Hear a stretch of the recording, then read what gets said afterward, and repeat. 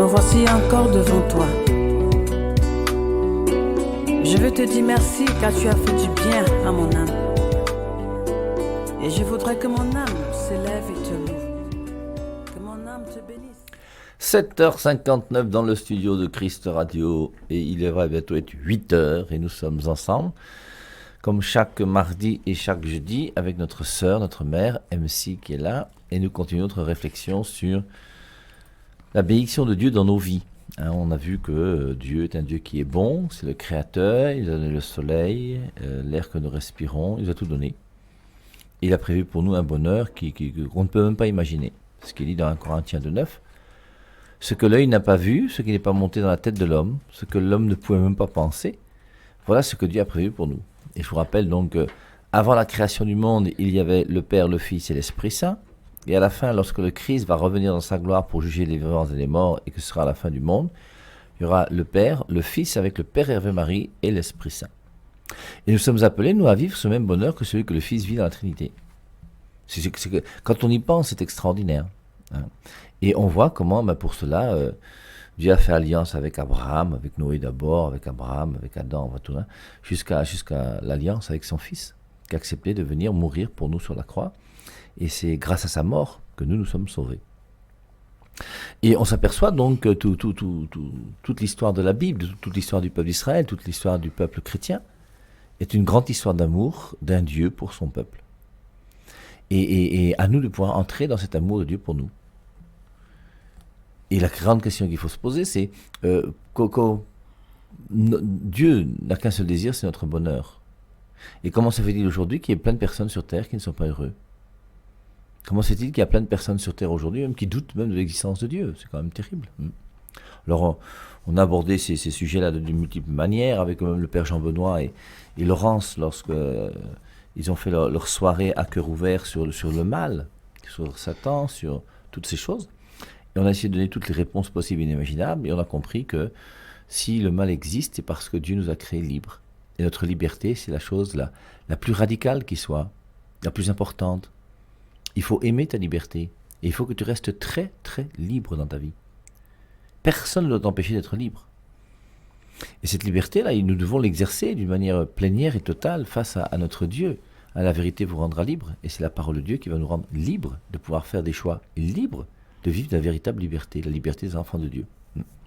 Alors on avait commencé à étudier aussi le Notre Père qui est aux cieux, que ton nom soit sanctifié, que ton règne vienne, que ta volonté soit faite sur la terre comme au ciel. Je laisse la parole à MC qui est là présente dans le studio. Bonjour MC. Bonjour mon père, bonjour à vos chers auditeurs.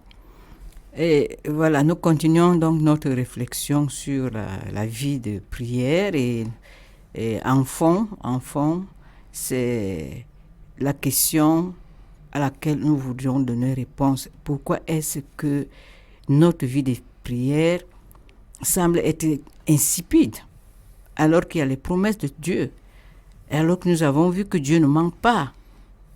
Pourquoi est-ce que j'ai du mal même à être exaucé? Pourtant, je demande. C'est pas faute de ne pas demander. Je le fais. Mais je reste quelque peu frustré. À quoi cela tient-il? Qu'est-ce qui coince? Donc, on a essayé de voir jusque-là un peu, si on a vraiment compris même les paroles que nous voulons maintenant prier et non réciter. Peut-être que le problème serait que nous récitons sans bien comprendre. Et c'est parce que nous ne comprenons pas bien que nous ne pouvons pas bien vivre. Parce que si tu ne comprends bien quelque chose, comment tu vas même obéir? Donc il faut chercher d'abord à comprendre ce que veulent dire les paroles de notre Père. Et on relevait que c'est notre manière de demander, nous avons quelque peu réduit cette prière, n'est-ce pas, à cet échange, parce qu'en fait, notre Père, c'est le dialogue, notre dialogue, n'est-ce pas, nous parlons à notre Père, à la seule demande, à dire les choses qui sont tout à fait légitimes, mais qui ne sont pas prioritaires, selon justement la pensée de Jésus, qui nous a donné le Notre Père. Et nous en étions là, que ton nom soit sanctifié. Pour nous demander, est-ce que je me sanctifie le nom du Seigneur, nous avons vu ce que cela veut dire, que ton règne arrive. et que ton règne vienne dans les cieux et dans ma vie. Là où il y a le règne de Dieu, ça veut dire que Jésus devrait régner dans tous les aspects de ma vie. Est-ce que c'est pas ça qui coincerait? Que ta volonté soit faite, nous l'avons vu. La volonté, c'est dire que oui, Seigneur Dieu, je te permets de faire de ma vie ce que tu veux.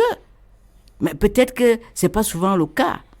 Peut-être que quand maintenant Dieu me dit, écoute, voilà ma volonté, en ce qui concerne, en ce tel point précis, tu dis non, Seigneur, tu me demandes déjà un peu trop. Je t'ai déjà concédé telle chose. Voilà, mais quand même, comprends-toi aussi. Est-ce que c'est pas ça qui coincerait? Donc, nous en étions là pour nous aider à nous évaluer sur ces différents points précis.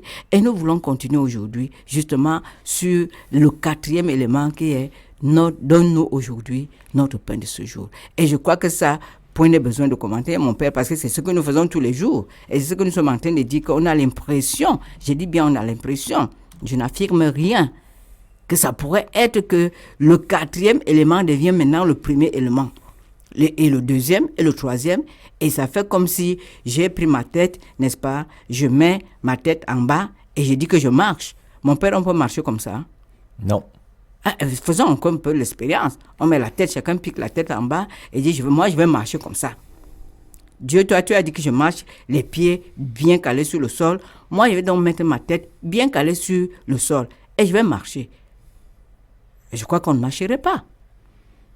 Mais parfois, nous faisons des choses et c'est ce que nous faisons. Et c'est comme ça que Dieu nous voit prétendre marcher les pieds, la tête en bas et aller. Mais on se casse. C'est pour ça qu'on se casse. C'est peut-être ça, mon père.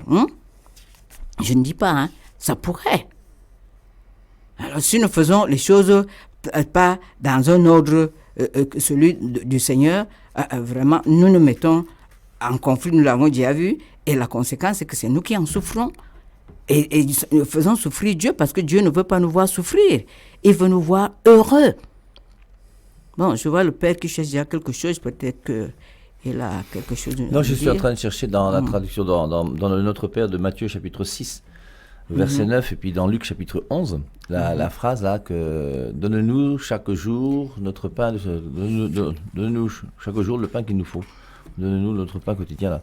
Mais c'est vrai que comme tu dis, c'est vrai que très souvent il y a des chrétiens qui sont des gens qui ne font que demander à Dieu, non, donne, comme si Dieu était ton boy, comme si Dieu devait t'obéir, comme si Dieu devait faire ta volonté. Et c'est pour ça qu'un jour j'avais un type qui commentait ça, donne-nous chaque jour le pain qu'il nous faut. Et il disait qu'en premier lieu, est-ce qu'on doit s'arrêter de donner au pain terrestre? Est-ce qu'à travers ce pain-là, il est clair qu'il y a le pain terrestre qui est présent. Puis alors, avec le pain terrestre, on vous rappelle, Matthieu chapitre 6, versets 24 à 34. Parce que il faut choisir entre Dieu et l'argent. Et pour manger, il faut avoir de l'argent. Donne-nous chaque jour notre pain. Et donc, il faut que Dieu nous donne un travail, il faut que Dieu nous donne un salaire qui soit suffisant pour que je puisse m'occuper de ma famille et de tout le reste. Et au Cameroun, on sait qu'il y a beaucoup de gens qui souffrent. Il y a des gens qui ont du mal à payer leur fin de mois. Dès que la rentrée scolaire arrive, c'est les catastrophes. Et Dieu a dit, il faut choisir entre Dieu et l'argent. Et il dit, Matthieu 6, 33, occupez-vous premièrement du royaume des cieux. Et tout le reste vous sera donné par surcroît. Ne vous inquiétez pas de ce que vous allez manger. Ne vous inquiétez pas des habits que vous porterez. Les oiseaux ne sèment pas, ils ne moissonnent pas. Et dans ce passage qu'on a commenté plusieurs fois sur les ondes à 100.3, il y a ce petit verset que moi je trouve très beau, c'est « La vie n'est-elle pas plus que la nourriture ?» La vie que tu as là, le fait que tu respires, c'est plus que la boule de couscous que tu cherches. D'ailleurs, il y a des gens qui ont des milliards et qui ne peuvent plus manger de boule de couscous parce qu'ils sont morts. La vie que tu as là, tu as chaque matin tu te lèves de ton lit et la vie que tu as est plus importante que le morceau de pain que tu vas chercher. Et Dieu qui t'a donné cette vie qui fait que tu respires, si tu supprimes ton air là, c'est fini, tu meurs en quelques secondes. Il est là, il existe, c'est toujours la même chose et il veut notre bonheur. Et forcément, donc, donne-nous aujourd'hui notre pain de ce jour. Forcément, pour nous qui sommes chrétiens, si on veut réfléchir sur le pain, on est obligé, on n'a pas le choix, de faire allusion au véritable pain. Et le véritable pain dans les Saintes Écritures, c'est Jésus-Christ lui-même, puisqu'il dit dans Jean chapitre 6, « Je suis le pain de vie ». Et donc, il faut que nous puissions aussi demander à Dieu non seulement le pain, rappelez-vous la première tentation du Christ au désert, transforme ces pierres en pain et mange. Et Jésus-Christ dit, l'homme ne vit pas seulement de pain, mais de toute parole qui sort de la bouche de Dieu. Et dans cette parole de Dieu qui nous est donnée, qui est notre vraie nourriture, il y a cette parole de Dieu qui nous dit que Jésus-Christ est le pain de vie. Alors on avait fait la distinction aussi un jour, alors je ne sais pas si ça vous intéresse ce matin, mais entre le pain de vie et l'Eucharistie. Et Jésus-Christ, pain de vie, est plus que Jésus-Christ, Eucharistie. Jésus-Christ, Eucharistie, c'est un sacrement, qui est même le sacrement par excellence, puisque c'est le saint sacrement. Et tous les sacrements sont ordonnés à l'Eucharistie. Tout ça pour dire quoi en définitive ? Que tu ne peux pas te dire chrétien, et tu ne peux pas pouvoir dire le Notre Père si toi-même tu n'es pas en lien direct avec l'Eucharistie. Comment tu vas faire pour que ta prière, que tu adresses à ton Père, soit écoutée par lui quand toi-même tu ne vis pas cette communion amoureuse avec Jésus-Christ ? Et l'Eucharistie n'est rien d'autre que cette communion amoureuse que Jésus-Christ réclame de toi. Et nous avons la chance, nous, dans notre pays, ici au Cameroun, d'avoir la messe tous les jours. Et tu peux avoir la messe le matin, ici je crois c'est 5h30, 6h à Messa-Menongo. Tu as ça à 12h ou 12h30 à la cathédrale, à la basilique, un petit peu partout, à la messe le soir aussi. Vous avez des pays dans lesquels on ne peut pas célébrer la messe. Il y a des pays dans lesquels les chrétiens sont persécutés. Et nous avons cette chance-là, qu'est-ce que nous faisons ? Vous avez des gens là qui toute la journée, vous chômez. On est triste de savoir que vous chômez, que vous n'avez pas de travail. Mais au moins pendant ce temps de chômage, mais qu'est-ce que tu fais ? Va au moins à la messe tous les jours. Et une fois par semaine, tant que tu es au chômage, va taper tes quelques kilomètres pour aller à Simalène à pied. Au retour, tu prends le taxi si tu es fatigué, mais même tu vas à l'aller, tu marches à pied, tu fais tes 20 kilomètres, tu rends grâce à Dieu, tu pries, tu dis ton chapelet. Et vous allez voir si après Dieu ne va pas ouvrir la mer Rouge pour vous. Ça, c'est clair. Je disais ça même dans le livre Dieu t'appelle du Père Jean Benoît, que je vous recommande. Alors, c'est pas Jean Benoît qui l'a écrit, mais c'est lui qui l'a travaillé, qui le met en vente. Dieu t'appelle, qui est très intéressant. Il disait que mais les chômeurs, mais profitez de votre temps de chômage pour vous sanctifier davantage, et vous verrez que vous allez trouver du travail. Alors, je crois que donne-nous chaque jour le pain qu'il nous faut, donne-nous notre pain quotidien, là. Je crois qu'il y a tout ça qui est présent. Il y a le pain matériel, physique, bien sûr, parce qu'il faut quelque part, Dieu a le devoir même de nous donner à manger, celui qui nous a mis sur terre, hein. Comme il a le devoir de nous donner l'air qu'on respire. Mais il faut aussi notre coopération à nous, et que nous acceptions nous aussi. Et alors, on pourrait continuer, parce que donne-nous aujourd'hui notre pain de ce jour. Toi-même, est-ce que tu es honnête dans ton travail ? Je vous dis que quand tu vois tous ces techniciens qui sont là, qui sont à la messe chaque dimanche, notre Père qui est aux cieux, que ton nom soit sanctifié, tu voles une pièce pour la changer par une autre. Tu sais que 3 jours plus tard, la voiture là a encore des problèmes. Et tu fais un travail qui est plutôt médiocre, et ça ne te dérange pas, et tu rends grâce à Dieu. Ça n'a pas de sens au bout d'un moment. Donc, donne-nous aujourd'hui notre pain de ce jour, à tous les niveaux, au niveau physique et surtout au niveau spirituel. C'est ça justement. Et c'est ça. Donc, élargissons notre cœur vraiment. Élargissons notre cœur déjà vis-à-vis du Seigneur. Et c'est parce qu'on ne connaît pas vraiment. C'est-à-dire que les priorités que Dieu a établies, nous ne voulons pas, nous fatiguons à les intégrer dans notre vie. Parce que si on avait vraiment compris que voilà ce qui est d'abord prioritaire, et Dieu nous montre, de même qu'un parent montre à son enfant qui ne comprend pas encore grand-chose que bon, c'est ça qui est bon. Aujourd'hui, tu dois manger ça. C'est bon pour toi. Ah, moi, je veux manger. Non, c'est bon pour ta santé. C'est ça la priorité. Quand nous ne comprenons pas ça, nous allons fatiguer le Seigneur. Je me souviens d'un prêtre là, ici au Cameroun, un Congolais. Et il était à la paroisse de Mvogada, là, Saint-Joseph Mvogada. Et il disait comme ça, dans son sermon, il était quelque peu, disons, il en avait, était un peu fatigué lui aussi, le prêtre, d'entendre toujours au donne-nous. Il dit que, mais vous fatiguez, vous les chrétiens de Mvogada, vous fatiguez votre Dieu. Avec des demandes, c'est-à-dire la seule demande qu'il doit entendre de tout ce monde-ci, donne-moi le mari, donne-moi le travail, donne-moi ceci, protège-moi, fais ceci. Mais quand est-ce que tu demandes à Dieu que Seigneur, je voudrais t'aimer. Et t'aimer veut dire garder tes commandements. Quand est-ce que le Seigneur entend ça alors? Hein? Donc quand on commence à prier, il tend une oreille attentive. Mais après, il entend, oh, Jésus, tu entends, qu'est-ce qui vient là-bas? Tout là-bas, donne-moi ceci. Donne-moi des choses qui passent. Mais on ne demande même pas des choses qui m'honorent quelque part. Et si je suis père, où est l'honneur qui m'est dû? Et il est notre Père. Qu'est-ce que tu demandes? Nous avons le fruit de l'Esprit Saint. Combien de demandes sont élevées à Dieu pour dire, Seigneur, moi je voudrais avoir la paix avec les autres, la paix avec toi, la paix envers moi-même. Je voudrais, la joie encore, les gens peuvent demander la joie parce que les gens veulent bien se réjouir. Mais combien de gens vont au Seigneur pour dire que je veux véritablement pardonner? Voilà, le mot est lâché. Et nous allons aborder l'autre élément du pardon. Donc, c'est ça, demander les choses d'en haut, c'est ça. C'est-à-dire que les choses qui honorent le Seigneur. Est-ce que c'est ça que nous faisons? Moi, je crois qu'on devrait faire ceci. On prend un papier, on fait 2 colonnes. On voit le type de demande que j'adresse moi-même au Seigneur. Ce que j'ai demandé au Seigneur tout le long de cette année-ci. Les choses, on va voir d'un côté. Et on voit aussi les choses d'en haut, c'est-à-dire la paix du cœur, l'amour pour les autres, le pardon. On voit les deux colonnes. Et mon père, qu'on essaie de faire comme ça, chacun va voir où il se trouve. Si on est honnête, on va reconnaître que la colonne là, la colonne de gauche là, qui est pour les choses qui passent là, légitimes, c'est le manger, le boire, le ceci, elle va rapidement se remplir. L'autre va rester vide.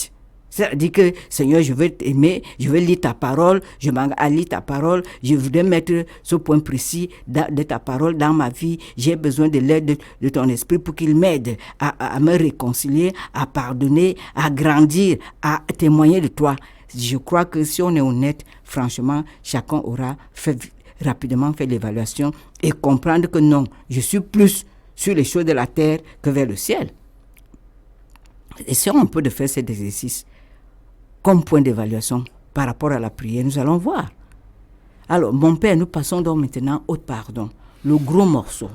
Parce que moi j'ai insisté aussi. Vous voyez, ce que MC dit, c'est ce que nous disons nous aussi d'une manière peut-être plus philosophique, ou on peut dire ça comme vous voulez, mais quand on parle de l'amitié, on vous a toujours dit nous avons 3 sortes d'amis sur Terre.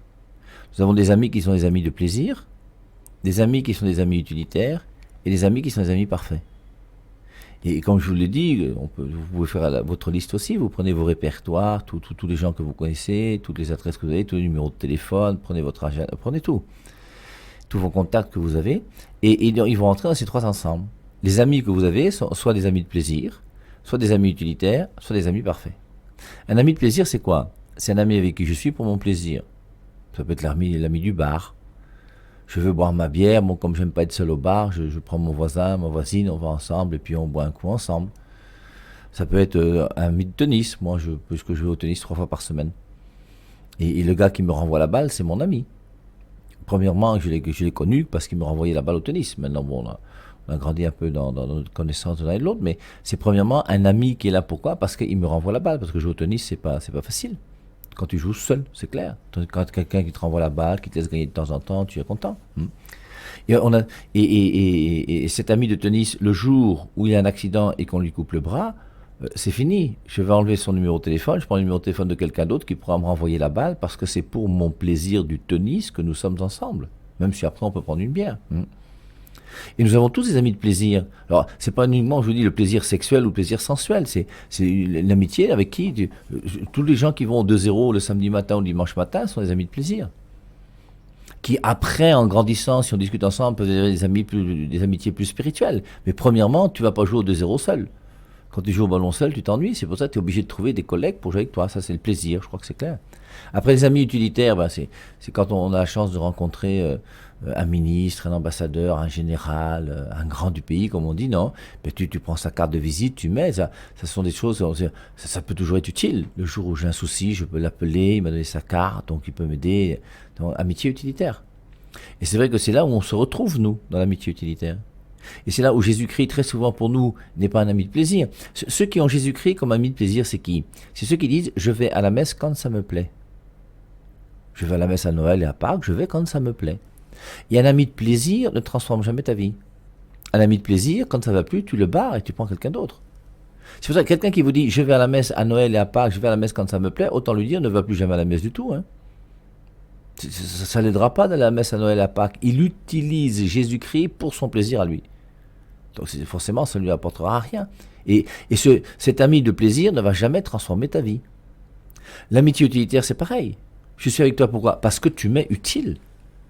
Le jour d'ailleurs où tu n'es plus commissaire, c'est terminé, je raille ton numéro de téléphone. Moi je me souviens un jour, on était parti il y avait une fête d'un ministre, et pendant la fête, il y avait 400 invités, remaniement ministériel.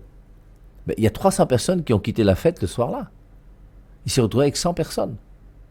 Et dès que les gens ont senti le remaniement ministériel et qu'il n'avait plus d'intérêt à le gala, ils sont partis directement de la maison du ministre sortant pour aller dans la maison du ministre entrant. Parce qu'ils savent que c'est la signature du ministre là qui les fait vivre. Donc, amitié utilitaire. Et maintenant, la troisième amitié dont on parle, c'est l'amitié parfaite. Et l'amitié parfaite, c'est quoi? C'est une amitié que je vis avec quelqu'un, avec qui ça me plaît de me retrouver, et c'est aussi utile parce qu'on discute ensemble, on cause ensemble. Mais surtout, c'est une amitié, et cette personne qui est là, je l'aime beaucoup, et ce que je veux, c'est son bonheur. Et dans une amitié parfaite, je cherche le bonheur de la personne que j'aime. Et la vraie question que nous devons nous poser par rapport à Jésus-Christ, est-ce que Jésus-Christ pour toi est un ami de plaisir? Est-ce que Jésus-Christ pour toi est un ami utilitaire? Est-ce que Jésus-Christ pour toi est un ami parfait? Et si Jésus-Christ est un ami parfait, ça veut dire quoi? Ça veut dire que quand tu vas te lever le matin, tu vas pas commencer par lui demander des choses, donne-moi, mais tu vas lui dire qu'est-ce que je peux faire pour qu'aujourd'hui, toi, tu sois heureux. Et c'est exactement le livre de Job, Dieu du haut du ciel, qui dit à Satan, as-tu vu mon serviteur Job, il n'a pas son pareil sur la terre. Et nous-mêmes, en nous levant le matin, est-ce que nous cherchons, en nous levant le matin, en faisant notre prière, non pas à dire donne-moi l'argent pour le taxi, les beignets, je sais pas quoi, mais est-ce que tu dis, je me lève ce matin et je voudrais que ce soir, en me couchant, Dieu du haut du ciel puisse avoir souri parce qu'il m'a vu poser des actes qui lui ont fait plaisir. Et c'est pour ça que l'amitié parfaite, donc, c'est chercher à devenir un saint. Et c'est pour ça que les choses que nous devons demander, il faut demander le pain terrestre comme on l'a vu, mais il faut demander aussi les choses spirituelles. Alors c'est juste pour abonder dans le même sens que MC, pour vous dire, vous voyez, c'est donne-moi. Alors il faut lui demander, puisqu'il a dit Matthieu 7,7, demandez, vous recevrez. Mais en même temps, il faut mettre un ordre aussi dans nos demandes. Et que vraiment, vous voyez, chacun d'entre nous, nous puissions, sur cette terre, chercher, à travers les actes qu'on pose, à faire plaisir à Dieu. On a lu ces jours-ci à l'église, c'est 2 Maccabées, chapitre 7. Cette mère qui va voir ses 7 fils mourir devant elle. C'est pas moi qui vous ai créé. Vous avez fait 9 mois dans mon ventre. C'est Dieu qui... Dieu a dit... Et elle a exhorté ses fils à pouvoir accepter de supporter la mort par amour pour Dieu. J'en ai terminé. Oui, mon père, je voulais rebondir après vous par rapport à un point. Ce qui vient encore mettre de l'eau dans votre moulin, pour dire que, quelque part, on a aussi l'impression que on est avec Dieu quand tout va bien, non? Enfin, on redit la même chose, mais pour insister, non. Quand tout va bien, il est notre Dieu, il est le Dieu d'amour. Mais, quand il y a des problèmes, ça me rappelle un peu ce que vous avez rendu témoignage ici plus d'une fois, de ce jeune garçon qui est venu vous dire que bon, lui n'est plus avec Dieu parce que son père est décédé. Je ne crois pas à mentir. C'était ça, non? Monsieur. Donc, ça veut dire quoi? Quand on fait l'économie de sa réaction, on se dit que mais Dieu est alors Dieu d'amour et tout ça, quand tout marche, quand j'ai le travail, quand j'ai les enfants qui ont réussi, quand. Mais arrive une contrariété, ce n'est plus le même Dieu. C'est-à-dire qu'il change. Donc, si on comprend la chose comme ça, c'est normal que on ne lui fasse vraiment pas confiance et qu'on s'éloigne. Est-ce qu'il change? C'est pour ça que quand on a posé la question, est-ce que Dieu changerait? Mais il dit que moi, je suis le même hier, aujourd'hui, éternellement. Mais si nous comprenons les choses comme ça, et ça veut dire qu'on ne comprend même pas aussi c'est ce point de la prière qui dit que ta volonté soit faite. Donc ta volonté, si tu es dans des désagréments, tu peux perdre le travail, tu peux perdre quelqu'un de cher. Est-ce que ce n'est plus la volonté de Dieu? Je pose la question. Donc, si j'ai perdu mon travail aujourd'hui, j'ai bien prié, donc je rejette donc la volonté de Dieu alors à ce moment, puisqu'il a permis. Il y a des injustices que nous vivons. Est-ce que Dieu va être Dieu d'amour, Dieu bon, quand tout marche? Voilà la question. Comment moi je vois Dieu quand les choses ne vont pas bien? C'est ça le vrai problème. Quel est mon regard? Moi, je crois qu'il y a beaucoup d'entre nous nous sommes rancuniers. C'est-à-dire, nous gardons rancune au Seigneur. Et nous disons vraiment, moi, je ne suis plus là. Comme tu as permis ça dans ma vie, là, tu n'es plus le Dieu que moi, je croyais. Vous comprenez? Donc, je voulais rebondir un peu comme ça dans mon père. Parce que c'est souvent ça. C'est vrai que ce n'est pas facile de vivre ces difficultés, les vicissitudes de la vie. Mais c'est aussi là où Dieu voudrait nous voir si nous le faisons, nous pouvons encore lui faire confiance dans la difficulté. Est-ce que c'est souvent le cas? Donc voilà. Non, c'est clair, je suis entièrement d'accord avec toi. Et c'est là où tu vois d'ailleurs la différence, j'ai envie de dire, entre ceux qui sont plus spirituels et ceux qui sont moins spirituels. Dieu, c'est pas quelqu'un qu'on utilise. Dieu, c'est pas un jouet. Dieu, c'est Dieu. Et est-ce que ce Dieu a réellement pris la première place dans ta vie? Mais quelque part, on va en revenir toujours à la même chose. Vous voyez, il y a le grand scandale pour nous les chrétiens, c'est quoi? C'est tous ceux qui se disent chrétiens et qui, comme on disait dans Timothée, je ne sais plus quel passage, hein, ils garderont la forme extérieure de la piété, mais en renieront la puissance. Et ça, c'est exactement le passage que MC disait quand il dit que combien d'entre nous récitons notre Père. Mais quand tu le récites, tu ne penses même pas à Dieu d'abord. Notre Père qui es aux cieux, que ton nom soit sanctifié, que ton règne vienne. Tu t'es même pas mis en présence de Dieu, hein, tu n'as même pas parlé au Père. Combien de gens parmi nous vont à la messe chaque dimanche? Tu n'as jamais dit à Dieu je t'aime. Pourtant, à la messe chaque dimanche, hein, tu récites le chapelet, oui, tu vas à Saint-Malène, oui, je ne suis pas contre, c'est bien d'aller à Saint-Malène, c'est bien de réciter le chapelet, c'est bien d'aller à la messe. Mais maintenant, quand tu vas à la messe, qu'est-ce que tu fais? Est-ce que tu es à la messe comme les bancs? Les bancs sont aussi à la messe, hein. Ils font toutes les messes. Le dimanche, ils sont là à toutes les messes du dimanche. Dès qu'il y a un mariage, une cérémonie, des obsèques, les bancs sont là, hein. Ça c'est clair. Mais à quoi sert la messe pour les bancs? Et moi-même, est-ce que quand je vais à la messe, j'agis comme les bancs? Alors, on a critiqué déjà ces jeunes garçons, ces jeunes filles, mais on peut mettre même les vieux dedans, qui à la messe déjà ont leurs téléphones qui sont ouverts. Au bout d'un moment, il faut savoir qu'est-ce que je veux faire. Est-ce que je suis vraiment dans un lieu saint? Est-ce que je veux réellement m'adresser à Dieu? Qui d'entre nous peut, devant Paul Biya, s'il a une audience, un jour prendre son téléphone et répondre à un SMS alors que Paul Biya est là? Mais on va te gifler là-bas. Et par rapport à Dieu, ça ne nous dérange pas. Et on s'étonne après que ça fait 10 ans, 15 ans, 20 ans que je suis chrétien, et comme par hasard, ma vie est toujours médiocre et tout ce qu'on veut. C'est pour ça, le thème que nous abordons, on a quelque chose de très important. Et vous voyez, le grand défaut par rapport à la prière, c'est quoi? C'est ce qu'on appelle le formalisme. Le formalisme, c'est quoi? Alors, le formalisme, c'est on s'arrête sur ce qu'est la forme. Alors, vous l'avez vu en français, pour ceux qui ont au moins le baccalauréat, il faut distinguer le fond de la forme. Le fond, c'est les idées, et la forme, c'est les fautes d'orthographe, grosso modo, on va dire ça comme ça. Et donc, nous, on va s'arrêter à la forme. Vous avez des gens qui récitent des prières aujourd'hui, ils ne savent même pas ce que dit cette prière. Ils n'ont même pas la compréhension des mots qui sont dans cette prière, mais ils la récitent parce que ton ami lui a dit que si tu fais cette prière-là pendant 9 jours à 3 heures du matin, tu as même un mot là qui a été mal recopié. Ouais. Et au bout d'un moment, tu récites même ce truc que tu ne comprends pas parce que tu dis que non, c'est la forme. Mais ce n'est pas la forme. L'important, c'est ton cœur. Est-ce que ton cœur est uni à Jésus-Christ? Quand tu vas à la messe, est-ce que tu cherches à aimer Jésus-Christ davantage? Mais moi, je me souviens d'une jeune fille, il y a 30 ans, mais elle préparait sa messe le samedi soir. Parce que dès qu'elle préparait ses habits le samedi, et même sa coiffure, elle se préparait pour aller rencontrer celui qui était son époux. Et quand elle allait à la messe, elle marchait à pied tranquillement, parce qu'elle voulait pas prendre le taxi, parce qu'elle voulait méditer, et elle arrivait toujours avant que la messe ne commence. Elle prenait ces 10 minutes là. Et une fois que la messe était finie, elle se débrouillait, s'il n'y avait pas de bruit dans l'église, à rester un peu. Sinon, elle rentrait jamais avec ses camarades en marchant à pied. Elle laissait ses camarades partir d'abord, et elle partait seule, parce qu'elle voulait être seule avec Dieu. C'était la journée réservée à Dieu. Mais regardez comment une fille va se préparer pour aller voir son show. Quand tu as un gars que tu aimes, qu'est-ce que tu vas pas faire? Et tu peux faire des choses extraordinaires. Est-ce que nous sommes capables de faire la même chose pour Dieu? L'autre jour, quand je parlais de la liturgie familiale, dans la liturgie familiale, il est bon que nous ayons un oratoire. Et dans cet oratoire, qu'on puisse avoir un petit coussin avec une Bible ouverte, et puis si possible, une petite table avec une nappe qui peut être conforme à la couleur liturgique du jour. Et dans votre oratoire, là, si vous avez la chance d'avoir un ordinateur, vous mettez aussi la vie du saint, que vous imprimez chaque matin pour que vos enfants puissent aller la lire dans la journée.